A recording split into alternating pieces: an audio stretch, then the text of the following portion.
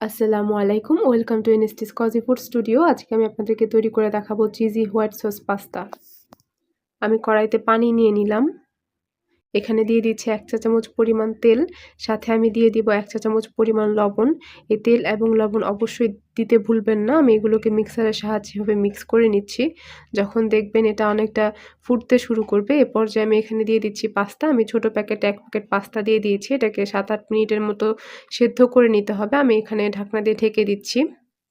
সাথে আমি আরও নিয়েছি গাজর, বাঁধাকপি, ফুলকপি, ক্যাপসিকাম। আমি এখানে নিয়েছি লাল ক্যাপসিকাম, হলুদ ক্যাপসিকাম, সবুজ ক্যাপসিকাম।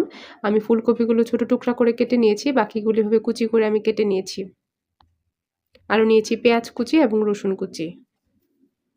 দেখুন পাস্তাটা অনেকটা সেদ্ধ হয়ে গিয়েছে, এটাকে 85% সেদ্ধ করলেই হবে। আমি মধ্য দিয়ে একবার ঢাকনাটা উল্টিয়ে এটাকে নেড়ে দিয়েছিলাম যাতে লেগে না যায়। আমি একটা ছাঁকনির সাহায্যে এভাবে ছেঁকে নিয়েছি পাস্তাগুলো এবং ঠান্ডা পানি দিয়ে ধুয়ে নিয়েছি।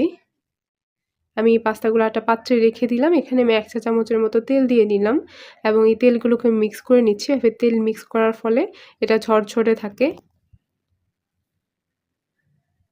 আমি কড়াইতে একটু সামান্য তেল নিয়ে নিলাম। এই তেলটা গরম হওয়ার পর আমি এখানে দিয়ে দিব পেঁয়াজ, আমি যেটা আগে থেকে কেটে রেখেছিলাম। পেঁয়াজগুলো একটু ভাজা হয়ে গেলে আমি যে আগে থেকে সবজিগুলো কুচি করে কেটে রেখেছিলাম, এই সবজিগুলো এখানে আমি দিয়ে দিলাম। এগুলোকে আমি মিক্স করে নিচ্ছি। এটাকে সেদ্ধ করে নিতে হবে সব সবজিগুলোকে। এখানে কোনো বাড়তি পানি যোগ করার প্রয়োজন নেই। আমি এখানে ক্যাপসিকামও দিয়ে দিয়েছি। এটাকে ঢাকনা দিয়ে ঢেকে দিতে হবে এবং সিদ্ধ করতে হবে। ঢাকনা দিয়ে ঢেকে রাখার 1-2 মিনিট পর আপনি চেক করে নিবেন এবং একটু নেড়ে-চেড়ে দিতে হবে যাতে কড়াইয়ের সাথে লেগে না যায়। আমি এখানে দিয়ে দিচ্ছি 1/2 চা চামচ পরিমাণ লবণ। লবণটা আপনার স্বাদ মতো। আমি আবার ঢাকনা দিয়ে ঢেকে দিলাম। ঢাকনা উল্টিয়ে দেখে নিচ্ছি কিরকম সিদ্ধ হয়ে গিয়েছে। এ পর্যায়ে দেখুন অনেকটাই সিদ্ধ হয়ে গিয়েছে। এখন দিয়ে দিচ্ছি রসুন কুচি। রসুন কুচিটা সবসময় শেষের দিকে দেওয়ার চেষ্টা করবেন। একদম প্রথম দিকে দিলে রসুন কুচিটা পুড়ে যাওয়ার সম্ভাবনা থাকে এবং স্মেলটা ভালো আসে না। শেষের দিকে দিলে এভাবে স্মেলটা ভালো আসে এবং সবকিছু ভালোভাবে সেদ্ধ হওয়ার পর এটাকে কড়াই থেকে উঠিয়ে নিতে হবে। আমি একটা প্যান বসিয়ে দিলাম। এখানে আমি দিয়ে দিচ্ছি ঘি। দেখতে পাচ্ছেন? এই ঘিটা যখন গলে যাবে, এ পর্যায়ে আমি এখানে দিয়ে দিব আটা। আমি 3 চা চামচ পরিমাণ আটা দিয়ে দিয়েছি। আপনি আটা বা ময়দা যেকোনো একটা কিছুই দিতে পারেন।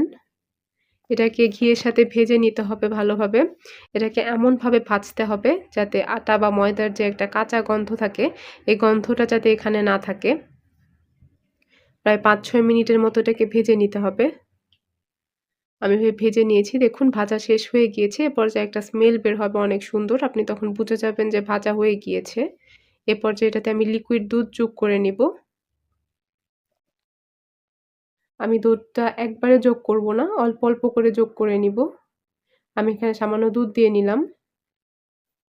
মিক্সারের সাহায্যে এটাকে মিক্স করে নিচ্ছি।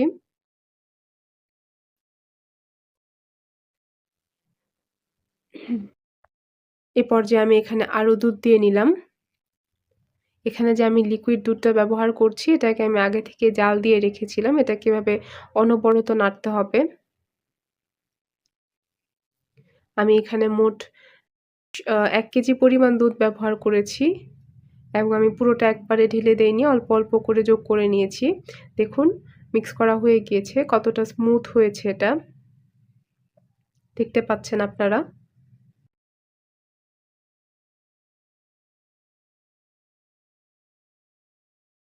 এটা একদম স্মুথ হয়ে গিয়েছে এবং এই পর্যায়ে আমি এখানে দুধটুকু আরও যোগ করে নিচ্ছি।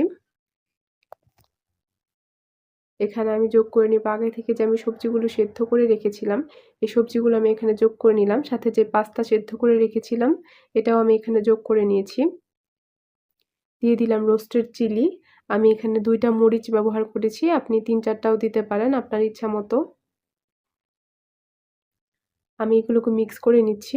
ঢাকনা দিয়ে ঢেকে দিলাম। আমি ২ মিনিট পর ঢাকনাটা উঠিয়ে নিব। এখন আমি এটাকে নেড়ে নিচ্ছি যাতে নিচের দিকে লেগে না যায় এবং ঝরঝরে থাকে। এরকম আমি এটাকে আরও ১ মিনিট রান্না করে নিয়েছি। এ পর্যায়ে একটা চিজের স্লাইস দিয়ে নিলাম। আমি সবগুলোকে মিক্স করে নিব। আপনি এ পর্যায়ে এসে লবণের পরিমাণ চেক করতে পারেন। আপনার ইচ্ছামতো লবণ দিয়ে দিবেন। সবগুলো ভালোভাবে মিক্স করা হয়ে গিয়েছে। এ পর্যায়ে পাস্তা রেডি। আমি এটাকে চুলা থেকে উঠিয়ে নিব। দেখুন কত সহজে পাস্তা রেডি হয়ে গেল। এরকম আরও অনেক রেসিপি পেতে আমার চ্যানেলটিকে সাবস্ক্রাইব করুন। আল্লাহ হাফেজ।